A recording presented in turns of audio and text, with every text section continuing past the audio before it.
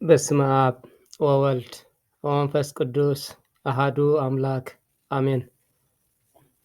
ሰላም ኣብ መላእ ዓለም ኮይንኩም ነዚ መደብ ትከታተሉ ዘለኹም ስድራ ቤት እግዚኣብሔር ኣምላኽ ከመይ ኣለኹም? ከመይ ቀኒኹም?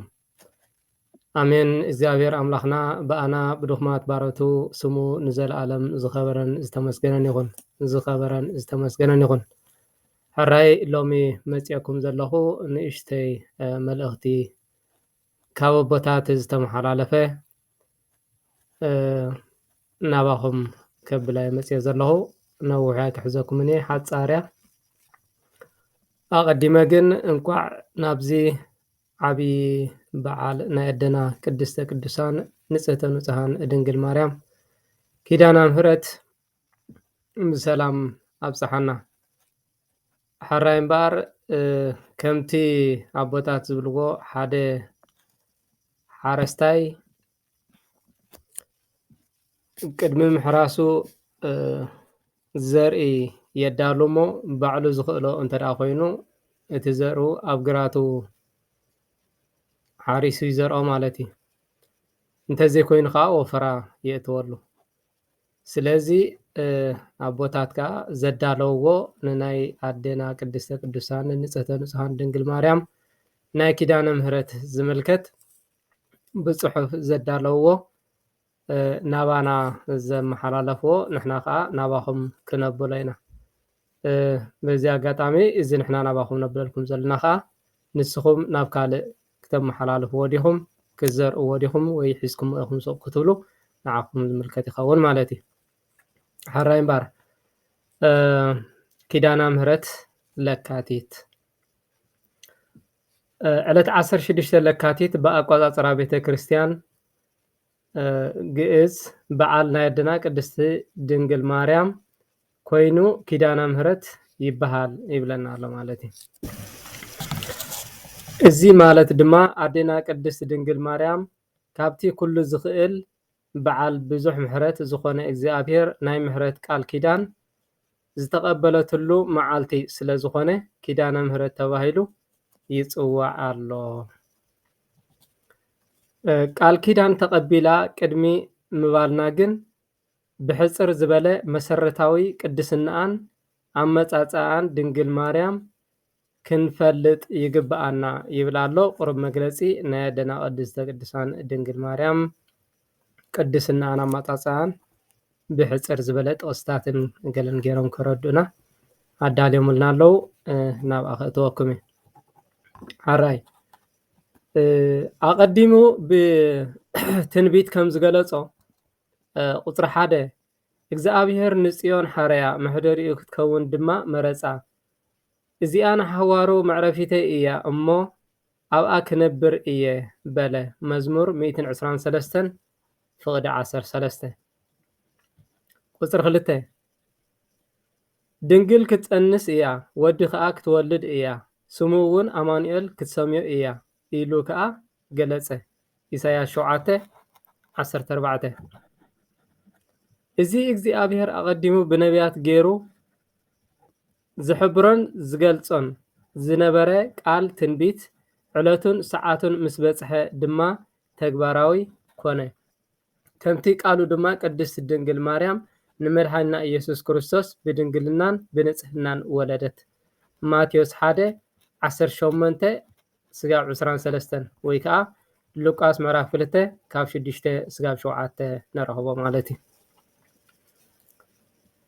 ቅድስቲ ድንግል ማርያም ፀዋሪት መለኮት ስለ ዝኾነት ከዓ ወትቀውም ንግስት በየማንከ ንግስቲ ኣብ የማንካ ትቀውም መዝሙር 45 ፍቕዲ 9 እዚ ከዓ ማለት እዩ ተባሂሉ ድማ ይንገረላ።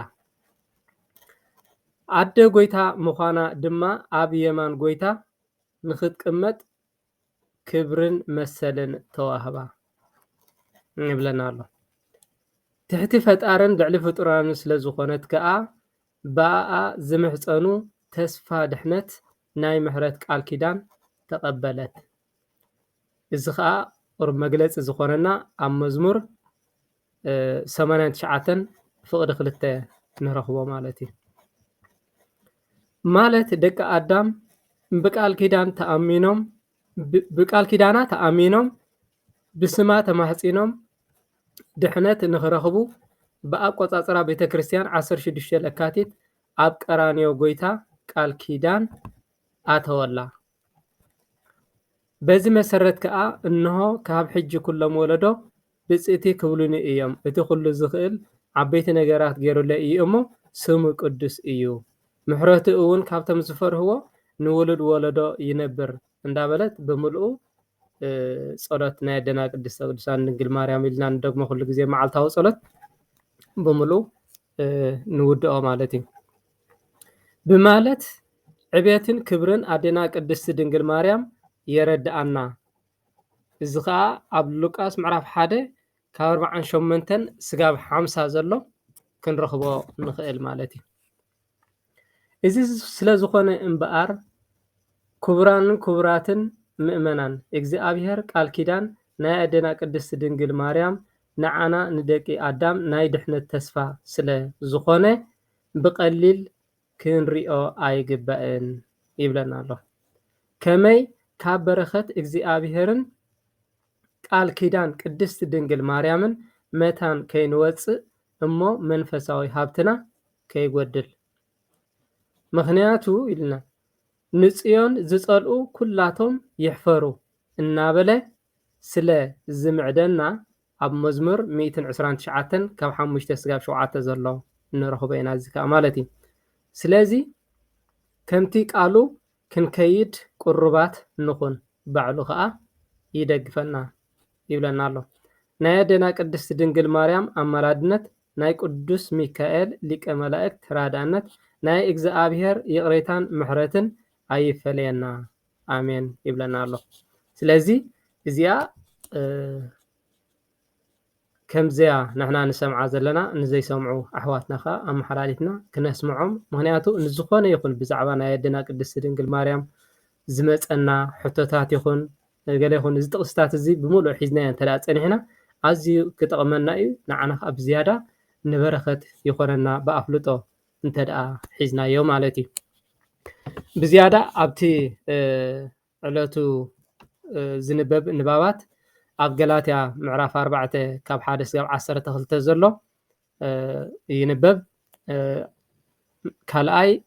ኣብ ካልኣይ ዮሃንስ ምዕራፍ 1 ካብ 4 እስካብ 8 ዘሎ ይንበብ። ከምኡ እውን ግብረ ሐዋርያት ምዕራፍ 1 ካብ 13 እስካብ 15 ዘሎ ይንበብ ማለት እዩ።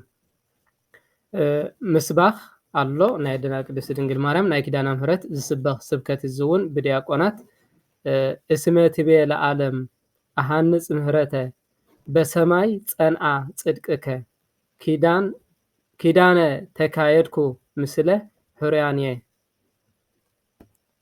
ዝብል እዚ ስብከት ብዲያቆናት ኣሕዋትና ዝቐርብ ማለት እዩ። ወንጌል ናይቲ ሽዑ መዓልቲ ከዓነ ኣብ ወንጌል ሉቃስ ምዕራፍ 1 ካብ 39 ስጋብ 57 ዘሎ ይንበብ ማለት እዩ። ስለዚ በዚ ኣንቢብና ወይ ፈሊጥና ነዚ ክቡር በዓል ናይ ኣዴና ቅድስተ ቅዱሳን ድንግል ማርያም እውን ተዳሊናሉ ክንፀንሕ ነቲ በዓል እውን በቢ ዘለናዮ ተሳተፍቲ ናይቲ በረኸት ክንከውን እግዚኣብሔር ኣምላኽ ይርዳኣና።